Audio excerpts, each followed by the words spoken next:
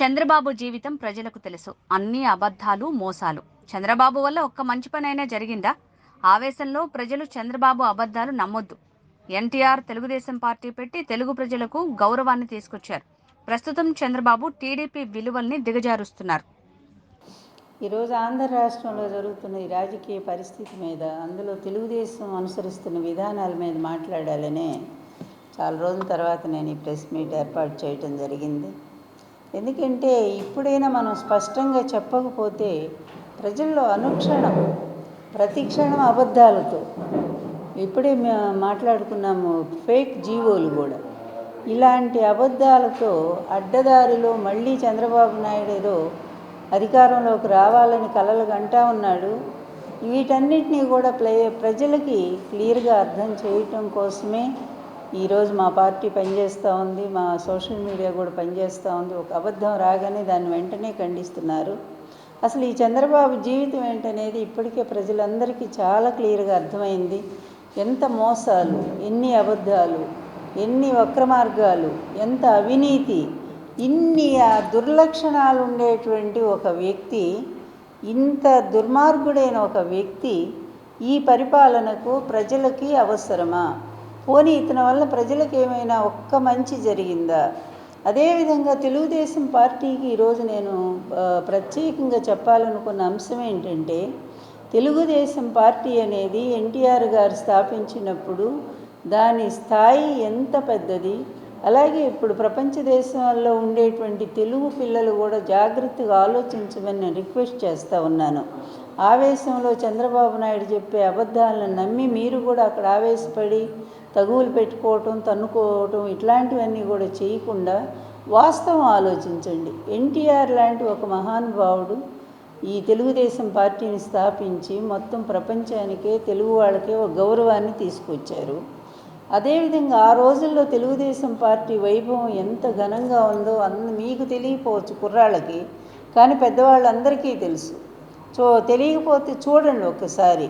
తెలుగుదేశం అంటేనే అంత పేరు ప్రతిష్ట ఉండేది.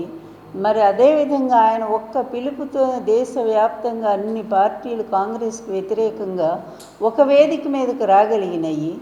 అంత గొప్ప విలువలు, సిద్ధాంతాలు ఉన్నటువంటి పార్టీ ఈరోజు చంద్రబాబు నాయుడు చేతిలో ప్రస్తుతము ఏ విధంగా దిగజారింది అనేటువంటి అంశం మీదే నేను మాట్లాడదలుచుకున్నాను. ఈరోజు మీరు చూడండి, ఈ పార్టీని ప్రతి గుమ్మం ముందు కూడా పెట్టి దాని విలువల్ని ఎంత దిగజారుస్తున్నాడో దయచేసి ఒక్కసారి ఆలోచించండి. తెలుగుదేశం అభిమానులను చెప్పుకునేటువంటి వాళ్ళ కోసమే నేను ప్రత్యేకంగా ఈరోజు ఈ ప్రెస్ మీట్ పెడతా ఉన్నాను.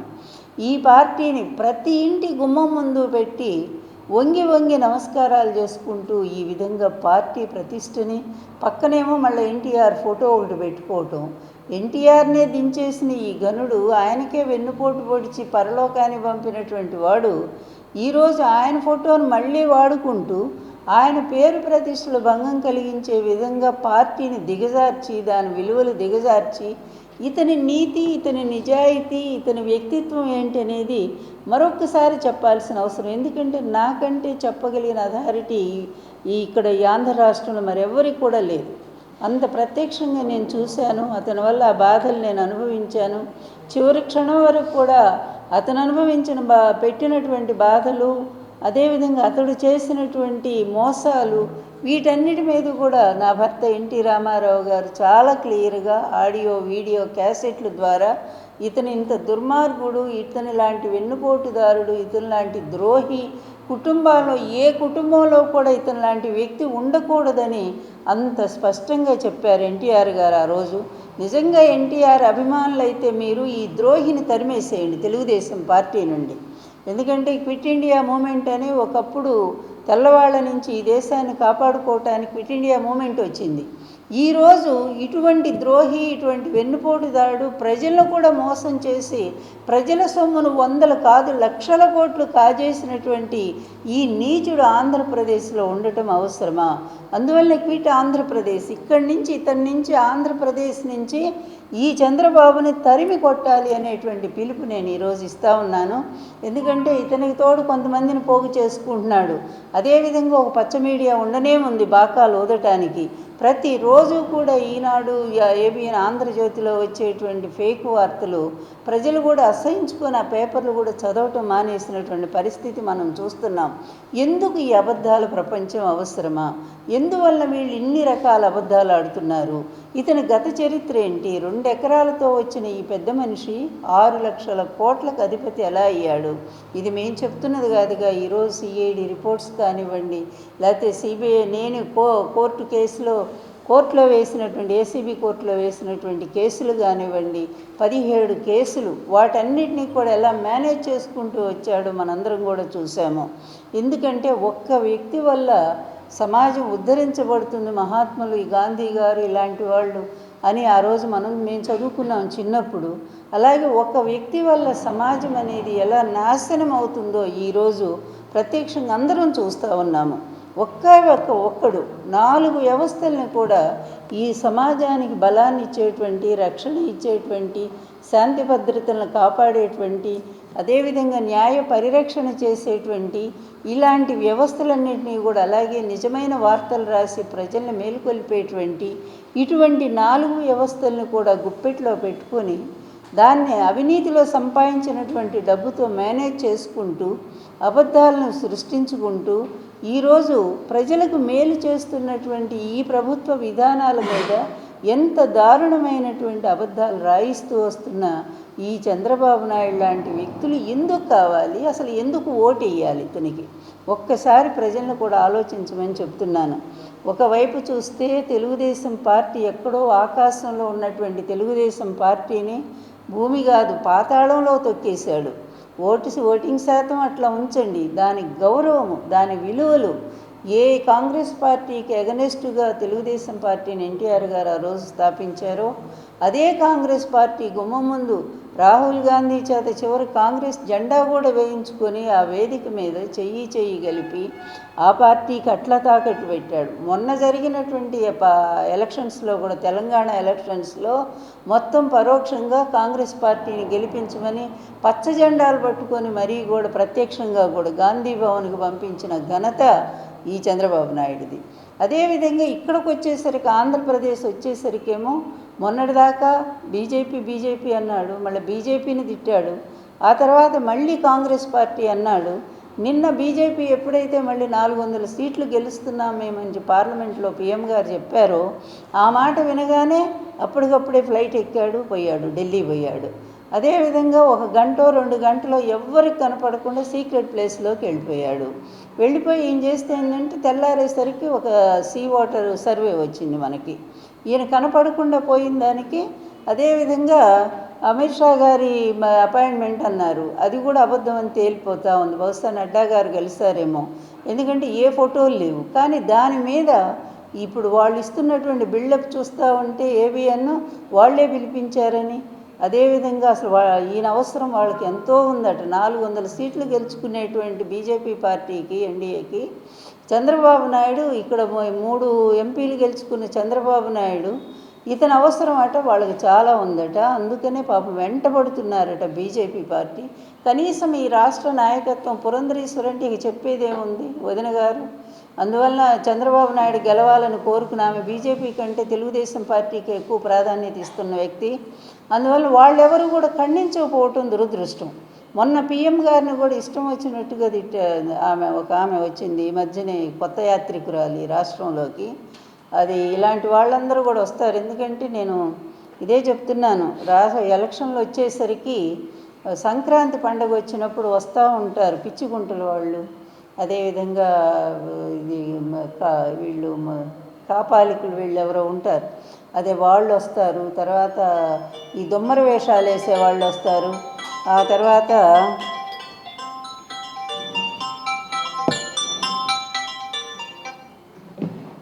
దొమ్మర వేషం వేసేవాళ్ళు వస్తారు, వీధి భాగవతులు వస్తారు, తర్వాత ఇట్లా రకరకాల వాళ్ళు వస్తారు. అలాగే పగటి వేషగాళ్ళు వస్తారు, భట్రాజులు వస్తారు. ఇంతమంది వస్తారు, వాళ్ళ విన్యాసాలన్నీ చూపిస్తారు, రకరకాల విన్యాసాలన్నీ కూడా చూపిస్తారు. వాళ్ళు ఏదో ప్రజలు ఇచ్చింది తీసుకొని పోతూ ఉంటారు. ఈరోజు కూడా ఆంధ్రప్రదేశ్ ఎలక్షన్లు వచ్చేస్తుండేసరికి రకరకాల వేషగాళ్ళంతా కూడా తయారవుతున్నారు. ఈ వేషగాళ్ళందరికీ ఎవరు నాయకుడయ్యా అంటే మళ్ళీ చంద్రబాబు నాయుడే.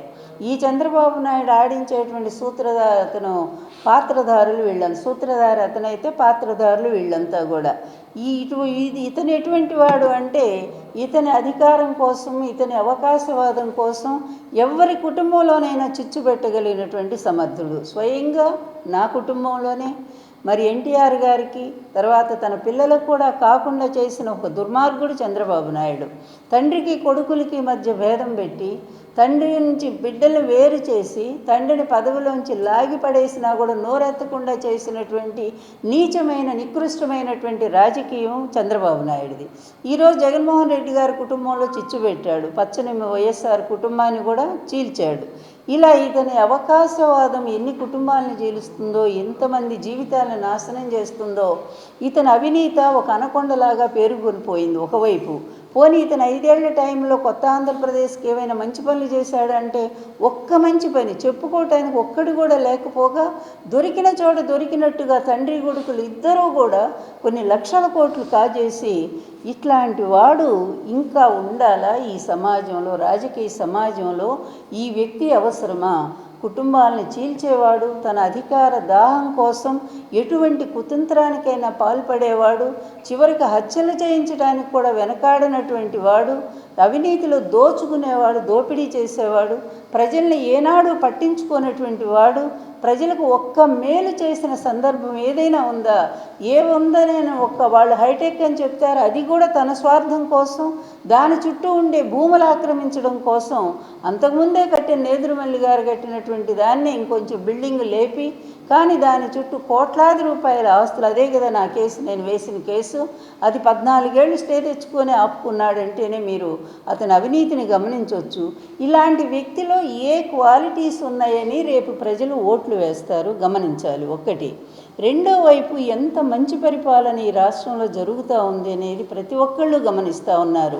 జగన్మోహన్ రెడ్డి గారు ముఖ్యమంత్రి అయిన దగ్గర నుంచి ఆంధ్ర రాష్ట్రంలో సామాజిక న్యాయం అనేటువంటి ఒక అంశాన్ని తీసుకొని అతను కులాన్ని కానీ, అతను వేరే రాజకీయ పార్టీలను కానీ, లేకపోతే ఒక మతాన్ని కానీ ఇవేమీ కాకుండా వాటికి అతీతంగా ప్రతి వర్గంలో లబ్ధిదారులు అంటే పేదవాడు ఎవడైతే ఉన్నాడో ఆ పేదవాడికి న్యాయం జరగాలని ఇంత స్థాయిలో ఒక పథకమా రెండా చెప్పడానికి మాకే పేర్లు రానన్ని అన్ని పథకాలు తీసుకొచ్చి అన్ని పేదవాళ్ళకేగా, ముఖ్యంగా ఒక సామాజిక అధికారం, సాధికారత, తర్వాత మహిళలకు ఒక సాధికారత.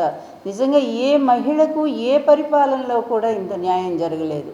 ఎన్టీఆర్ గారి టైంలో మహిళా విశ్వవిద్యాలయం ఇచ్చారు. అదేవిధంగా 33% రిజర్వేషన్ ఇక్కడ లోకల్ ఎలక్షన్స్లో ఇచ్చారు. అంతే తర్వాత ఇక ఆ స్థాయిలో మళ్ళీ వైఎస్ రాజశేఖర రెడ్డి గారు చేశారు. వాళ్ళకి 0 వడ్డీ పథకం క్రింద డ్వాక్రా గ్రూప్స్కి చేశారు. కానీ ఈరోజు జగన్మోహన్ రెడ్డి గారి ప్రభుత్వం ఇంకా ముందడుగు వేసి ప్రతి దాంట్లో కూడా మహిళలకే రిజర్వేషన్స్ 50%, 60% కూడా పెట్టి, ముఖ్యంగా అణగారిన వర్గాలు ఏవైతే ఉన్నాయో గుర్తింపు నోచుకొని కులాలు ఎన్నో ఉన్నాయి బీసీ కులాల్లో, అవి అసలు చాలామందికి ఆ పేర్లు కూడా తెలియదు. గత పాలకులంతా వాళ్ళందరినీ వదిలేస్తే జగన్మోహన్ రెడ్డి గారు ప్రతి కులాన్ని కూడా గుర్తించి రెల్లు కులంతో సహా అంటే అట్టడుగు నుండి అన్ని జాతులను కూడా గుర్తించి వాడు కార్పొరేషన్లు ఏర్పాటు చేసి చైర్మన్లు, డైరెక్టర్లు అన్నిటిని పెట్టి, అంతేకాకుండా ప్రతి నామినేషన్ అంటే నామినేటెడ్ పోస్టుల్లో కూడా వాళ్ళకి అవకాశాలు కల్పించి ఇంత స్థాయిలో ముందుకు నడిపిస్తున్నారు. 35 లక్షల మందికి మహిళలకు ఈ రాష్ట్రంలో మరి ఒక ఆస్తిదారులను చేశారు. ఆస్తి పెంచడం అంటే ఇది. అందువలన వాళ్ళని ఒక్కొక్కళ్ళని 5 లక్షల నుంచి 10 లక్షల దాకా ఆస్తిమంతం చేసినటువంటి ఘనత కూడా ఈ పరిపాలనలోనే మహిళలకు దక్కింది. అంతేకాదు ఇంకా అమ్మఒడి ద్వారా చదువుకు ఆయన ఇస్తున్నటువంటి ప్రిఫరెన్స్ చూస్తే ఎంతమంది విదేశీయులు కూడా పొగుడుతూ ఉన్నారు. ఒక ప్రభుత్వ స్థాయి విద్యని తీసుకెళ్ళి అంతర్జాతీయ స్థాయితో దాన్ని ముడిపెట్టి దానితో ఆ స్థాయిలో దీన్ని పెంచుకుంటూ పోతున్నటువంటి ఇటువంటి విద్యారంగాన్ని ముందుకు తీసుకెళ్తున్న ముఖ్యమంత్రి గారు ఎక్కడ? నిర్వీర్యం చేసి బడులన్నీ కూడా ప్రైవేట్ స్కూల్స్, ప్రైవేట్ కాలేజీలు అయినటువంటి నారాయణ, చైతన్య కాలేజీలకు ఆ రోజు విద్యను దారాదత్తం చేసి అందులో లోకేష్ని భాగస్వామిని చేసి, నాకు తెలుసు అవన్నీ కూడా. లోకేష్ ఆ కాలేజీల్లో కూడా భాగస్వామిగా ఉన్నాడు. అక్కడి నుంచి వచ్చేటువంటి ఆదాయం కూడా అతనికి అందుతూ ఉంటుంది. అసలు అతను దోపిడీ చేయింది ఏమన్నా ఉన్నాయా? అదేవిధంగా ఆ రోజు చూస్తే హాస్పిటల్స్ ఎంత దరిద్రంగా ఉన్నాయో, పాములు వచ్చాయి, అదేవిధంగా ఎలుకలు వచ్చి పిల్లల్ని చంపేసాయి. అలాంటి దాన్ని ఈరోజు ఎంత గొప్ప కాన్సెప్ట్ అండి. 17 మెడికల్ కాలేజీలు వస్తూ ఉన్నాయి. అదేవిధంగా ఆల్రెడీ 5 కాలేజీలు ప్రారంభం అయిపోయాయి. ఎంతమంది డాక్టర్స్ రిక్రూట్మెంట్ జరిగింది. నర్సులు దాదాపు 50,000 మంది దాకా ఎంప్లాయ్మెంట్ ఈ వైద్య రంగంలో ఏర్పాటు చేశారు అంటే ఇది ఎవరు చేయగలిగారు? ఇంతగా సమాజాన్ని ఎక్కడైనా సరే ఎంత ట్రాన్స్పరెన్సీగా నడుపుతూ ఉన్నారు వ్యవహారం అంతా కూడా. ఒక్క రూపాయి కూడా మరి అవినీతి అనే మాట లేకుండా డైరెక్ట్గా ప్రజలకి అందించేటువంటి ఒక పారదర్శక ప్రభుత్వం ఈరోజు పనిచేస్తూ ఉంది. ఇటువంటి ప్రభుత్వం కంటిన్యూ అయితే తప్పనిసరిగా ఇంకా ఈ అభివృద్ధి సాధిస్తుంది. ఇంకొక వైపు అభివృద్ధి పదంలో ముందుకు పోతున్నాయి. ఎన్నో పరిశ్రమలు వస్తున్నాయి, ఎన్నో పోర్టులు కడుతున్నారు. అదేవిధంగా గుజరాత్ ఎందుకు డెవలప్ అయిందండి? గుజరాత్ అంతా కూడా అక్కడేం పెద్ద పెద్ద బిల్డింగులు కట్టి కాలేదు. అక్కడన్నీ వాళ్ళు ఉన్నటువంటిది ఏంటి? సముద్ర మార్గం. కనుక దాన్ని ఆ తీర ప్రాంతాన్ని ఎలా ఉపయోగించుకొని చక్కగా పోర్టులు కట్టారు. వాళ్ళ ఆదాయాన్ని బాగా సమకూర్చుకుంటున్నారు. ఈరోజు మన ఆంధ్రప్రదేశ్ గవర్నమెంట్ కూడా అదే విధానంలో పోతూ ఉంది. ఎన్ని పోర్టులో వస్తున్నాయి. అదేవిధంగా మరి ఫిష్ హార్బర్స్ ఇవన్నీ కడుతున్నారు. ఎక్కడ చూసినా కూడా ఏ మూల చూసినా డెవలప్మెంట్ అనేది అధికంగా వస్తోంది. జిఎస్టీలో నెంబర్ 1 ఆంధ్రప్రదేశ్గా ఉంది. కరోనా లాంటి కష్ట సమయంలో కూడా ప్రతి మనిషి చేతిలో డబ్బులు పెట్టగలిగింది ఒక ఆంధ్రప్రదేశే. మరి గత ప్రభుత్వం ఏం చేసిందండి? చంద్రబాబు నాయుడు మొత్తం దోపిడీ చేసుకుంటూ పోయాడు. దోపిడీ చేసి ప్రజలకు ఏమి మిగిల్చకుండా 100 కోట్లు ఖజానాలో మిగిల్చి తను మాత్రం 1,00,000 కోట్లు దోపిడీ చేసుకొని పోయాడు. ఈ విధంగా అట్లాంటి వ్యక్తి ఈరోజు ఈ దొంగ సర్వేలన్నీ చూపిస్తూ మాకు అన్ని సీట్లు వస్తాయి, మళ్ళీ అతని గవర్నమెంటే వస్తుందంటే ఎవరైనా ఈ ప్రజల అమాయకులండి. ఆంధ్రప్రదేశ్ ప్రజలు చాలా తెలివైన వాళ్ళు, చైతన్యం కలిగినటువంటి వాళ్ళు. వాళ్ళకి ఎవరు న్యాయం చేస్తున్నారనేది వాళ్ళకి తెలుసు. సుదీర్ఘ అనుభవం ఉన్న చంద్రబాబు లాంటి వ్యక్తితో కలిసి వెళ్తే బీజేపీకి బాగుంటుందని బీజేపీ వాళ్ళే పిలిచి మాట్లాడుతున్నారు కూడా. అదే చెప్పాను కదా, ఎన్ని అబద్ధాలు అసలు. ఆయన ముందు ఒక్కటి చెప్పండి నాకు క్లియర్గా, అమిత్ షా గారు ఆయన కలిశారా లేదా? కలిస్తే ఫోటో ఏది? వాళ్ళు ఒక్కటే మేము ఛాలెంజ్ చేస్తున్నాము. ఓ రోజు మొత్తం పేజీలన్నీ కూడా ఇలాంటి వార్తలు నింపుతున్నారు కదా. అమిత్ షా గారిని కలిసిన ఫోటో ఒక్కటి మీరు రిలీజ్ చేయండి, లేకపోతే మళ్ళీ వెనకటి ఎప్పుడో పెడతారేమో. అలా కాదు, నిన్న కలిసినటువంటి ఫోటో టైమింగ్తో సహా పెట్టండి, ఒక్కసారి చూద్దాము.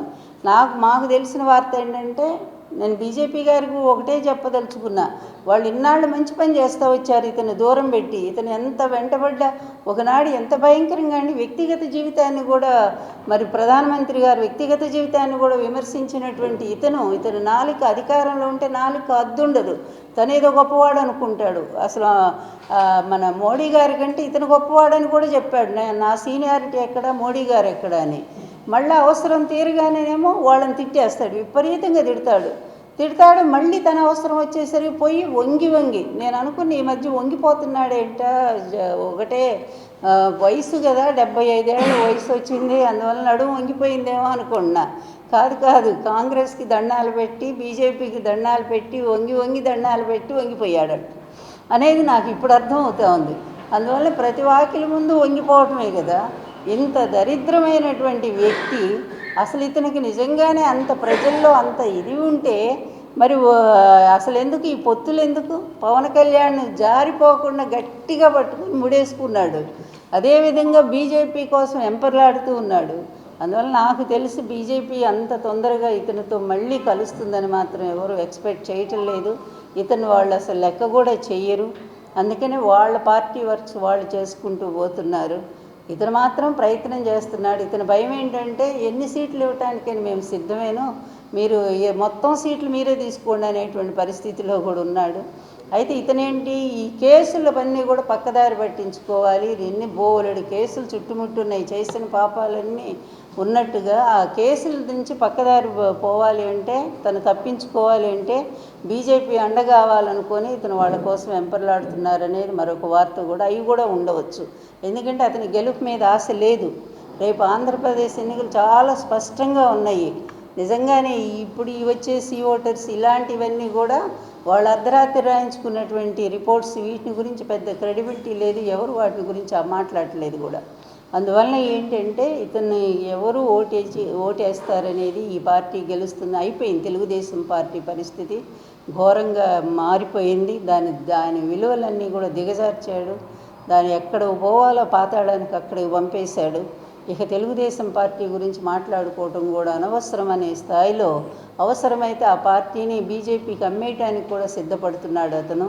ఇంత హీన స్థాయికి దిగజార్చి చివరికి వేలు లక్షల కోట్లలో అతను అవినీతిలో ఇరుక్కొని చుట్టూ కేసులు పెట్టుకొని ఇది చంద్రబాబు జీవితం అని చెప్పడం కోసమే నేను చెప్పాను. ప్రజలు కూడా ఆలోచించండి, ఇలాంటి హీన చరిత్ర ఉన్నవాడు, ఇలాంటి అవినీతిపరుడు, ప్రజలకు ఏమేలు చేయనటువంటి వాడు, ఆంధ్ర రాష్ట్రాన్ని పూర్తిగా తొక్కేసిన వాడు, ఇలాంటి వాడు మళ్ళా వస్తే ఏమవుతుందో ఆంధ్రప్రదేశ్ పరిస్థితి ప్రజలు కూడా ఆలోచించుకోవాల్సిన అవసరం ఉంది. ఎట్టి పరిస్థితుల్లో కూడా ఇతను అంతే, ఈ ఎలక్షన్స్ లాస్ట్, అతని రాజకీయ జీవితం కూడా ఎండింగ్ కార్డు, అంటే సినిమాలో లాస్ట్ పడుతుంది కదా ఎండింగ్ కార్డు, ఎండ్ అనే కార్డు, అట్లా ఆ రాజకీయ జీవితం అతని ఎండ్ కాబోతుందనేది చాలా స్పష్టంగా చెప్తున్నాను. మంచి పరిపాలన, సుపరిపాలన, స్వార్థరహితంగా మొత్తం అన్ని వర్గాలను కూడా విద్యా వైద్య రంగాల్లో ఆంధ్ర రాష్ట్రాన్ని ముందుకు తీసుకుపోతున్న జగన్మోహన్ రెడ్డి గారి అద్భుతమైన పాలనని ప్రజలందరూ కూడా మెచ్చుకుంటున్నారు. ముఖ్యంగా ప్రతి కుటుంబం కూడా లబ్ధి, అందుకు ఏ ముఖ్యమంత్రి చెప్పగలండి అంత ధైర్యంగా? ఒక్క ముఖ్యమంత్రి జగన్మోహన్ రెడ్డి గారే చెప్పారు, నేను మీ కుటుంబానికి మంచి చేశాను అనుకుంటేనే నాకు ఓటేయండి అని చెప్తున్నాడు.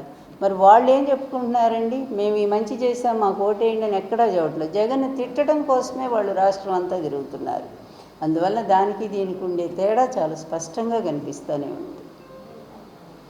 ప్రభుత్వం మీద ప్రభుత్వాన్ని విమర్శిస్తే వ్యక్తిగతంగా దోషంలో పాల్పడుతున్నారని షర్మిల గారు కామెంట్ చేశారు. ఇక ఆమెను గురించి మేమేం మాట్లాడము, ఎందుకంటే ఆమె దారి తప్పిన బాణం. నేను ఎప్పుడో చెప్పాను ఆ మాట, దారి తప్పింది ఆ బాణం అనేది. ఆ దారి తప్పిన బాణం ఎటుపోతుందో దానికే తెలియదు, పోయి చంద్రబాబు గూట్లో చేరింది ఆ బాణం.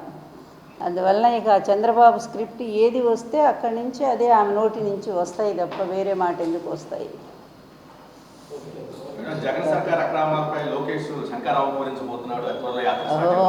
ఆయన పాదయాత్ర ఎంత బాగా చేశాడో ఈయన శంఖారావం కూడా అంతే ఉంటుంది.